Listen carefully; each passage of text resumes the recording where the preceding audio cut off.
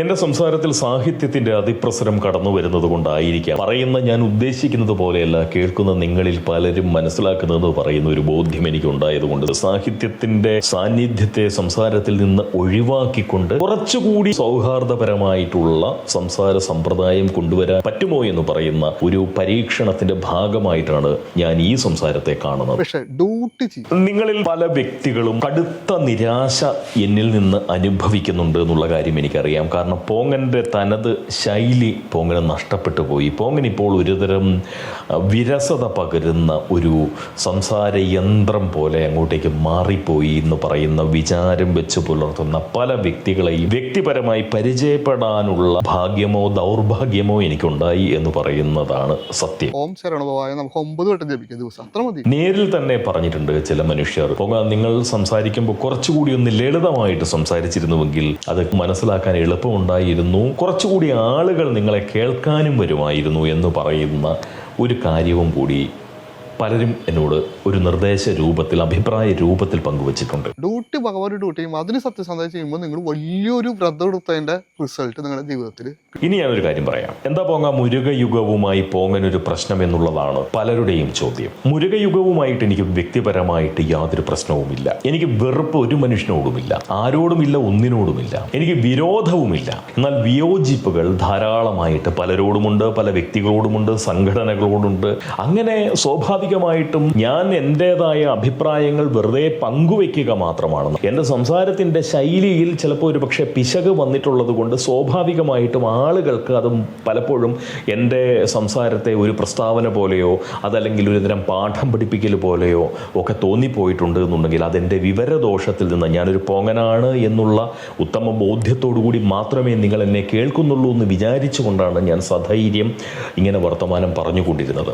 മുരുകയുഗത്തോടുള്ള എൻ്റെ ഒരു വിയോജിപ്പിൻ്റെ പ്രധാനപ്പെട്ട കാര്യം മുരുകൻ എന്ന് പറയുന്ന ആ ഭഗവാനോടുള്ള എൻ്റെ പ്രിയത്തിൻ്റെ തീവ്രത കൊണ്ട് എനിക്ക് സംഭവിച്ചു പോകുന്നതാണ്. എനിക്ക് മുരുകൻ എന്താണ് എന്നുള്ളതിനെ കുറിച്ച് കൃത്യമായൊരു ധാരണയുള്ളത് കൊണ്ട് മുരുകയുഗം മുന്നോട്ട് വയ്ക്കുന്ന പലതും തെറ്റാണ് എന്ന് പറയുന്ന ഒരു ബോധ്യം എൻ്റെ ഉള്ളിലുള്ളത് കൊണ്ടാണ്. വിശ്വാസമല്ല, ബോധ്യമാണ്, ഉറപ്പാണ്. ഞാനൊരു കാര്യം പറയട്ടെ. മുരുകയുഗം അതിൻ്റെ നാഥനായിട്ടുള്ള ക്യാപ്റ്റനായിട്ടുള്ള വ്യക്തിയുടെ അടുത്തേക്ക് മുരുകൻ സ്വപ്നത്തിൽ ചെന്ന് പറഞ്ഞു, 30 വയസ്സിന് ശേഷം നിങ്ങളുടെ സംരക്ഷണം ഞാൻ ഏറ്റെടുക്കുന്നു എന്ന് മുരുകൻ പറഞ്ഞതായിട്ട് അദ്ദേഹം പ്രസ്താവിച്ചിട്ടുണ്ട്. ഒരുപാട് മുരുക ഭക്തർ അത് വിശ്വസിച്ചിട്ടുമുണ്ട്. അപ്പോൾ എൻ്റെ സംശയം ഇതാണ്, എന്തിനാണ് മുരുകൻ ഒരു ദൈവമായിരിക്കെ ആ മുരുകൻ 30 വയസ്സുവരെ ഇദ്ദേഹത്തെ വെറുതെ വിട്ടതിന് ശേഷം എന്തായിരിക്കും ആ 30 വയസ്സിൻ്റെ ആ തിരഞ്ഞെടുപ്പിന്റെ പിന്നിൽ പ്രവർത്തിച്ചിരിക്കുന്ന ബുദ്ധി? 30 വയസ്സ് മുതൽ ഇദ്ദേഹം മുട്ടയിട്ട് തുടങ്ങും, ആത്മീയ മുട്ടകൾ.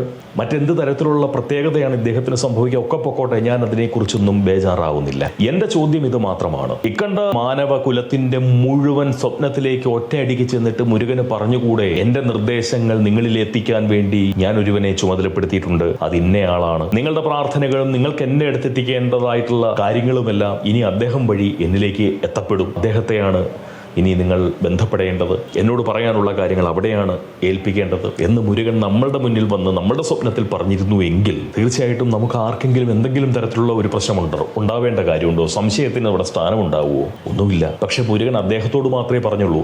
അദ്ദേഹം മാത്രമാണ് നമ്മളോടത് പറയുന്നത്. ഞാൻ മുരുകനെയാണ് വിശ്വസിക്കുന്നത്.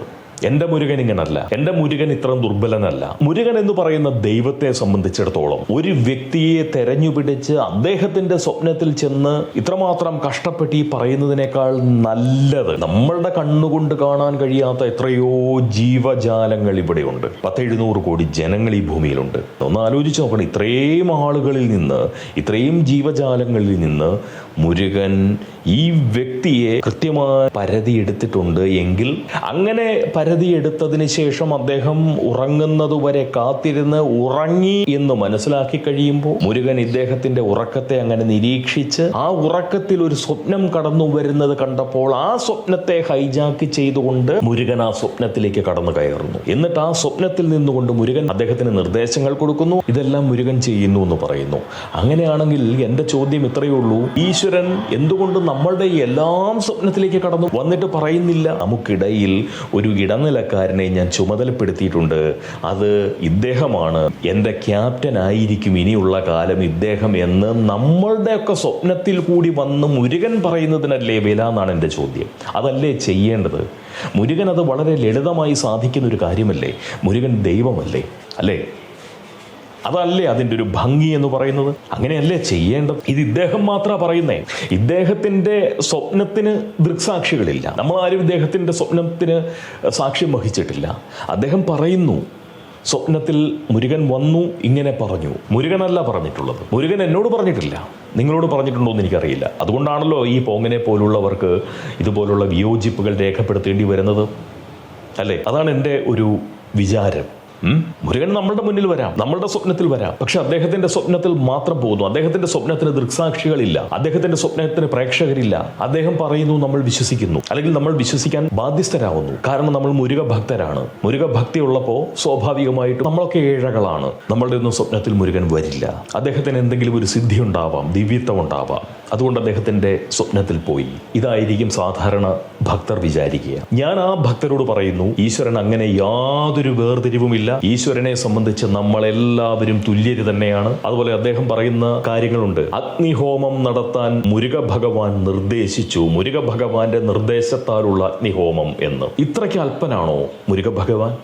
എന്നെ പ്രസാദിപ്പിക്കാൻ നിങ്ങൾ ഹോമം നടത്തൂ, അഗ്നിഹോമം നടത്തൂ, ഞാൻ പ്രസാദിക്കാം. നിങ്ങൾ അഗ്നിഹോമം നടത്തി എന്നെ പ്രസാദിപ്പിച്ചാൽ ഞാൻ ഭാരതത്തിന്റെ സൈന്യത്തിന് ശക്തി കൊടുക്കും. നിങ്ങൾ അഗ്നിഹോമം നടത്തി എന്നെ പ്രസാദിപ്പിച്ചാൽ ഞാൻ മോദിജിക്ക് കരുത്ത് നൽകും. നിങ്ങൾ അഗ്നിഹോമം നടത്തി എന്നെ പ്രസാദിപ്പിച്ചാൽ ഞാൻ ഭാരതത്തെ ഒന്നാം ശക്തിയാക്കി മാറ്റും, ലോകത്തെ ഏറ്റവും കരുത്തുറ്റ ഒരു ശക്തിയാക്കി മാറ്റും. മുരുകൻ പറയുമോ? അത്ര അല്പനാണോ മുരുകൻ? മുരുകൻ ഈ രാഷ്ട്രീയ കാര്യങ്ങളിൽ ഇടപെടുമോ? മുരുകനെ സംബന്ധിച്ച് അതിരുണ്ടോ? ഉണ്ടാവാൻ പാടുണ്ടോ? അതിരുകൾക്ക് അതീതനായിരിക്കില്ലേ മുരുകൻ? ദൈവം എന്ന നിലയിൽ അങ്ങനെയല്ലേ വേണ്ടത്? അതോ ഭാരതത്തിന്റെ അത്രയ്ക്ക് പ്രാദേശികവാദിയാണോ മുരുകൻ? ഭാരതത്തിന്റെ കാര്യം മാത്രം നോക്കാൻ, ഹിന്ദുക്കളുടെ കാര്യം മാത്രം നോക്കാൻ അത്രയും അല്പനല്ല മുരുകൻ. അദ്ദേഹം പ്രാദേശികവാദിയല്ല, അദ്ദേഹം സ്വജനപക്ഷപാതിയല്ല. എന്റെ സങ്കല്പത്തിലുള്ള, എന്റെ വിശ്വാസത്തിലുള്ള, ഞാൻ അറിയുന്ന മുരുകൻ ഇങ്ങനെയുള്ള യാതൊരു ദുഷ്ടബുദ്ധിയുമില്ലാത്ത, യാതൊരു മനുഷ്യപ്പറ്റുമില്ലാത്ത, അങ്ങനെ തന്നെ വേണം പറയാൻ, മനുഷ്യപ്പറ്റ്. ഇതൊക്കെ മനുഷ്യരുടെയാണ്. അതിരുകളും സ്വജനപക്ഷപാതങ്ങളും പ്രാദേശികവാദങ്ങളും ഇതൊക്കെ മനുഷ്യപ്പറ്റുകൾ മാത്രമാണ്. ഈശ്വരന്മാർക്ക് അതില്ല. ഈശ്വരന്മാർക്ക് മതമില്ല. ഈശ്വരന്മാർക്ക് തീർച്ചയായിട്ടും അതിരുകളില്ല. അവർക്ക് ഭാഷാപരമായിട്ടുള്ള വേർതിരിവുകളില്ല, പ്രാദേശികവാദങ്ങളില്ല, ഒന്നുമില്ല. അപ്പൊ ഇതെല്ലാം തട്ടിപ്പാണ്, ഇതെല്ലാം തട്ടിപ്പാണ്. അത് പറയാൻ യാതൊരു പേടിയുമില്ല, എനിക്ക് മടിയുമില്ല. എത്ര നഷ്ടം എനിക്ക് സംഭവിച്ചാലും, എന്നെ കേൾക്കാൻ ആരുമില്ലാതെ വന്നു കഴിഞ്ഞാലും ഞാൻ ഭഗവാന് വേണ്ടി സംസാരിക്കും. കാരണം ഭഗവാൻ ഒരിക്കലും ഇത്തരം അപ്ലിചപ്ലി കാര്യങ്ങളുമായി ബന്ധപ്പെട്ട് പ്രതികരിക്കാൻ നിൽക്കില്ല. അതുകൊണ്ട് പോങ്ങനെ പോലുള്ള യാതൊരു പണിയുമില്ലാത്തവന്മാർ ഭഗവാന് വേണ്ടി അത് പറഞ്ഞിരിക്കും. ഭഗവാൻ അല്പനല്ല. ഭഗവാൻ ഒരു വ്യക്തിയുടെ പോലും സ്വപ്നത്തിൽ കടന്നു ചെന്ന്, നിന്നെ ഞാൻ സംരക്ഷിച്ചോളാം, നീ എനിക്ക് ഹോമം നടത്തണം, നീ എന്നെ ഹോമത്തിലൂടെ പ്രസാദിപ്പിച്ചാൽ നിന്റെ രാജ്യത്തെ ഞാൻ ശക്തിപ്പെടുത്തും, ആ രാജ്യത്തിലെ സൈന്യത്തെ ഞാൻ കരുത്തുറ്റതാക്കും, ആ രാജ്യത്തിൻ്റെ പ്രധാനമന്ത്രിക്ക് ഞാൻ പുതിയ പുതിയ ബുദ്ധി ഉപദേശിച്ചു കൊടുക്കും, പുതിയ ലോകക്രമമുണ്ടാക്കും. ഇതൊന്നും ഒരു ദൈവവും പറയില്ല. മുരുകൻ എന്നല്ല ഒരു ദൈവവും പറയില്ല. ഇതെൻ്റെ ബോധ്യമാണ്. എനിക്ക് എത്ര നഷ്ടമുണ്ടായാലും ഞാൻ ആത്മാർത്ഥമായി പറയും. ഒരു കാര്യം പറയുന്നുള്ളൂ, എൻ്റെ മാതാപിതാക്കളെയോ എൻ്റെ സഹോദരങ്ങളെയോ എൻ്റെ ബന്ധുമിത്രാദികളെയോ ആരെങ്കിലും പറ്റിച്ചാൽ എനിക്ക് വേദന തോന്നും. നിങ്ങൾ ഓരോരുത്തരും എൻ്റെ ബന്ധുക്കൾ തന്നെയാണ്. അങ്ങനെ ഞാൻ കണ്ടിട്ടുള്ളൂ. നിങ്ങളെ ആരെയും വേറൊന്നായിട്ട് ഞാൻ കണ്ടിട്ടില്ല. അതുകൊണ്ട് പറയാണ്, ഇതുപോലുള്ള ഒന്നിനും നിന്നു കൊടുക്കാതിരിക്കുക എന്നുള്ളതാണ് നിങ്ങൾ ചെയ്യേണ്ടത്. The year 2015, Rajit Kumar visited Thailand and was able to get a special picture of Murugaperuman in Ugra form. He understood that this picture has immense power and only with the consultation from Murugaperuman. Rajit Kumar gives this picture to selected people chosen by Murugaperuman in the political circle. He received healing power and is able to guide people into spiritual path. He asks people to pray at certain temples.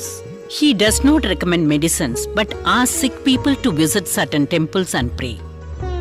He has done healing sessions for many of our devotees and cured cancer too.